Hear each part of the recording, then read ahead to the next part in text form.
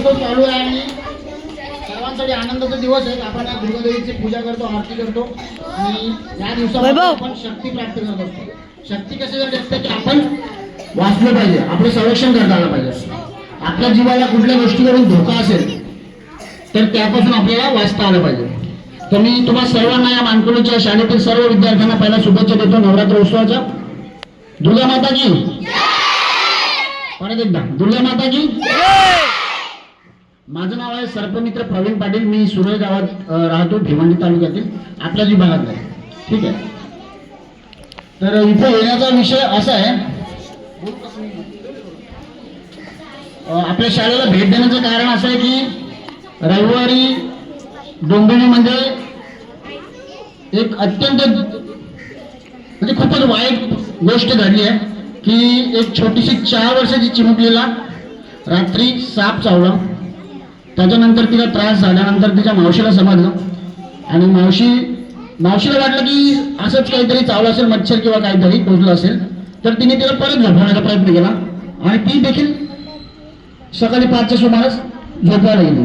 तर त्याच्यानंतर तिला गोधलीमध्ये आपण जे अंगावर पांघरून घेतो ना, त्याच्यात तिला साप दिसला. तो साप विषारी होता, मण्यार जातीचा. जो काळा साप असतो त्याच्यावर सफेद पट्टे असतात अशा उठे.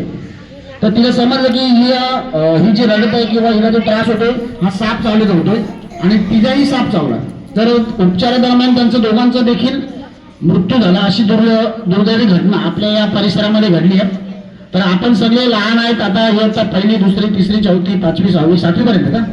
हां, तर हे जे वय आहे तुमच्या आनंदाचं वय. तुम्हाला काही टेन्शन आहे का? काही पैसा कमावला पाहिजे, कामाला गेले पाहिजे, तुम्ही तुमची जिंदगी मस्त जगता की नाही. पण तुमच्या एखाद्या चुकीच्या निर्णयामुळे किंवा तुम्हाला काही झालं तर घरच्यांना किती त्रास होतो. जे तुमची काळजी करतात, तुमच्यासाठी तुमच्यावर जीव लावतात, तुम्हाला काही झाल्यानंतर त्यांचे आयुष्यभर किती हाल होतात हे ठपठप मस्त पाठव वाचतो.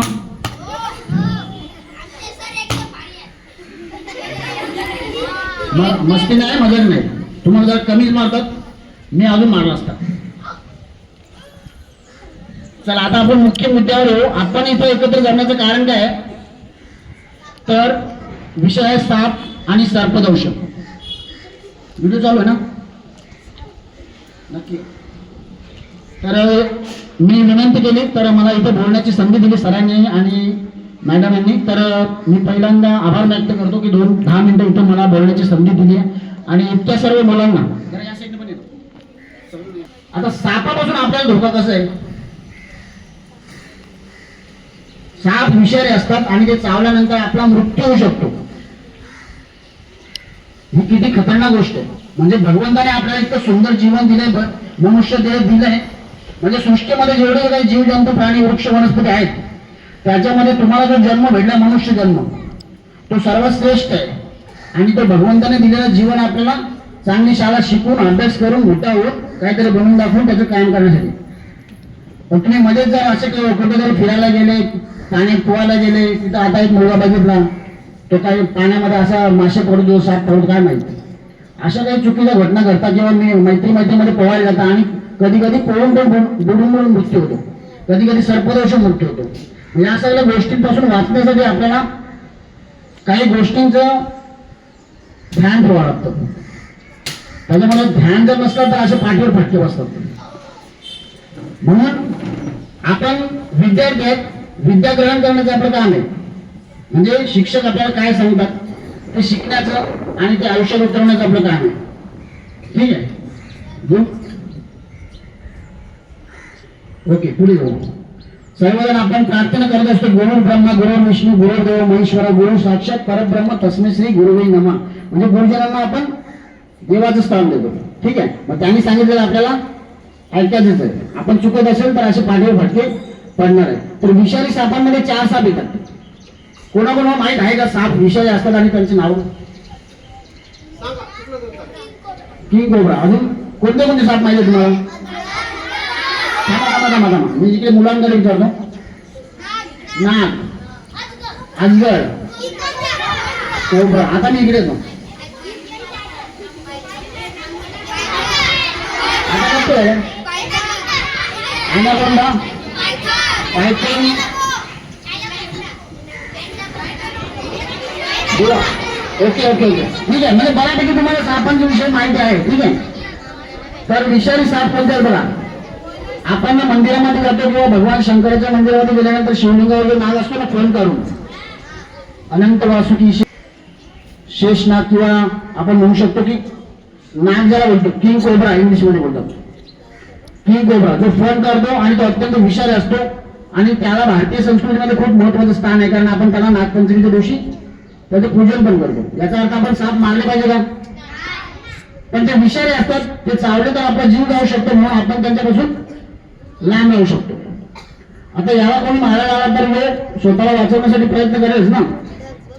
साप पण तसेच आहे. देवाने त्यांना वरदान दिलं आहे. त्यांच्यामध्ये विष आहे आणि स्वतःच्या रक्षणासाठी स्वतःला वाचवण्यासाठी ते सर्पदोष करत असतात. तर अशा प्रकारे साप स्वतःला वाचवण्यासाठी सर्पदोष करतात आणि सर्पदोषाने आपला बऱ्याच वेळा औषध उपचार वेळेवर झाला नाही, दवाखान्यात आपण वेळेवर पोहोचलो नाही तर आपला मृत्यू देखील होऊ शकतो. ठीक आहे. त्याच्यामध्ये तुम्ही शाळेत आता मी आता बघितलं शाळा आहे ही जंगल भागातच आहे. आजूबाजूला पाणी आहे, शेत आहेत, नाले आहेत, इथे लाकडं आहेत. म्हणजे सापांच्या परिसरामध्ये तुम्ही आहेत एक प्रकारे. शाळा जी आहे ती पूर्णपणे या निसर्गाच्या मध्ये आणि सगळीकडे साप आहेत. तर सापांबद्दल बरेचसे गैरसमजूत देखील आहेत. बऱ्याच वेळेला आपल्याला साप दिसतो आणि आपल्याला वाटतं की साप डाव धरतो, दूध धरतो आणि मग आपण घाबरतो आणि त्या भीतीपोटी बऱ्याच वेळेला आपण साप मारतो पण ना. मारतो ना. कारण आपल्या जीवाला त्यांच्यापासून धोका आहे आणि म्हणून आपण तो साप आपण सुरक्षित राहावं म्हणून मारतो. पण मारणे हा पर्याय असू शकतो का. या निसर्गामध्ये जी झाडं आहेत, पशु पक्षी आपण सगळे आहोत, या सर्वांचा मिळून हा निसर्ग आहे. आता एखादा मुलगा खूपच हुशार आहे तर तो त्याला आपण काही वाईट बोललं पाहिजे. तो चांगला आहे कारण त्याची बुद्धिमत्ता श्रेष्ठ आहे, तो हुशार आहे. तसंच सापांमध्ये पण काही विषारी साप आहेत. याच्याबद्दल म्हणजे त्यांच्यामध्ये काहीतरी खासियत आहे, ते स्पेशल आहेत. अनेक जाती आहेत. भारतामध्ये 250 पेक्षा जास्त सापांच्या जाती आहेत. त्याच्यामध्ये 4 साप विषारी आहेत म्हणजे ते स्पेशल आहेत. इतर साप आहेत आपल्याकडे असतात ते विषारी नसतात. चावले तरी आपल्याला काय होत नाही. पण विषारी साप जेव्हा चावतो ना तेव्हा मात्र गंभीर परिस्थिती होती. तर नाक दुसरा असतात मण्यार. आता जी घटना घडली आपण ज्या विषयावर बोलतो तो मण्यार साप चावल्यानंतर मृत्यू झाला. मण्यार साप कसा असतो, काळा असतो आणि त्याच्या अंगावर अशा उभ्या पट्ट्या असतात. हा व्हाईट कलर सफेद पट्ट्या.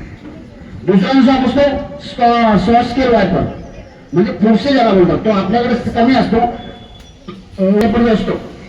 कांबळा साप ज्याला बोलतो आपण. चॉकलेटी कलर आणि पाठीवरती असे गोल गोल गोल रुद्राक्षांची माला जशी असते ना अशा लाईन असतात.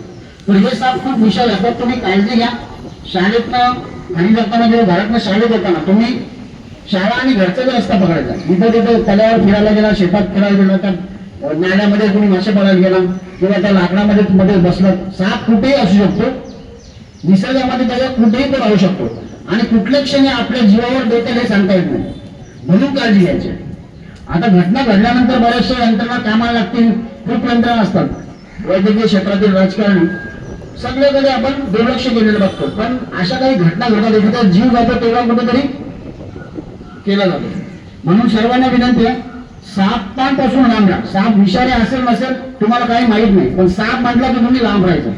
आपल्या शिक्षकांना वडिलांना लगेच सांगायचं इथे असं असं साप आहे. म्हणजे आपण सर्पमित्राच्या माध्यमाने त्यांना जंगलात सोडू शकतो किंवा सुरक्षित त्यांना आपणही राहू शकतो, त्यांना सुद्धा राहू शकतो. अजून कोणाला